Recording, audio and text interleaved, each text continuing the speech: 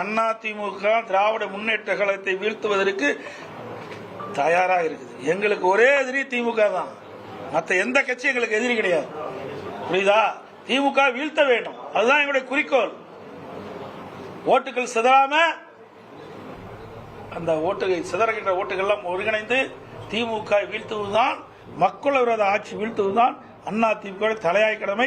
அதுதான் நாங்கள் வருகிற 2026 நடக்கும்.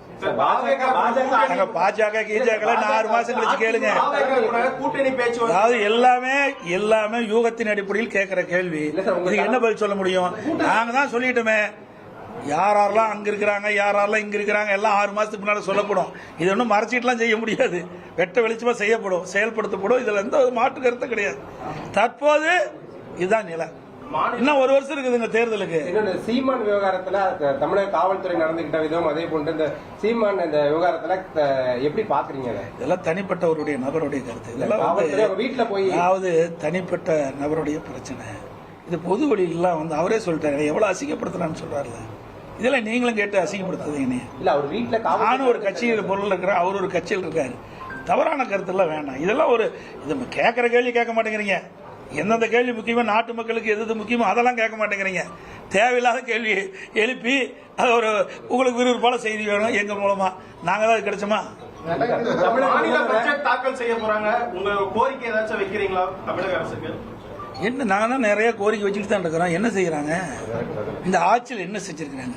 இங்க இருக்கிற ஊடக நண்பர்கள், பத்திரிகை நண்பர்கள் அனைவருக்கும் தெரியும்.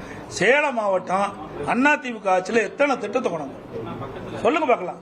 கொண்டு வந்த திட்டத்தை கூட முழுமை நிறைவேற்றலையே. இங்க புறவழிச்சாலை அமைக்கிறதுக்காக நாங்கள் நடவடிக்கை எடுத்தேன். ஏன்னா இன்னைக்கு ஆத்தூர் நகரம் வளர்ந்து வருகின்ற நகரம், அந்த நகரத்துக்குள்ள வாகனங்கள் செல்கின்ற பொழுது விபத்துக்குள்ளாகுது, போக்குவரத்து நெரிசல் ஏற்படுது, இதனால மக்கள் வந்து பாதிக்கப்படுறாங்க. அதை கருத்தா புறவழிச்சாலை கொண்டு வரதுக்காக நாங்கள் திட்டம் தீட்டி எல்லா வேலையும் பண்ணோம். அதை நிறைவேற்றினாங்களா? எவ்வளவு திட்டம்.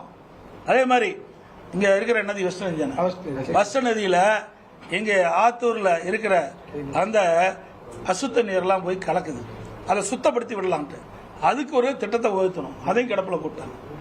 ஏன்னா வெஸ்ட் நதியில இந்த நதிநீர் வந்து மாசுபடுது.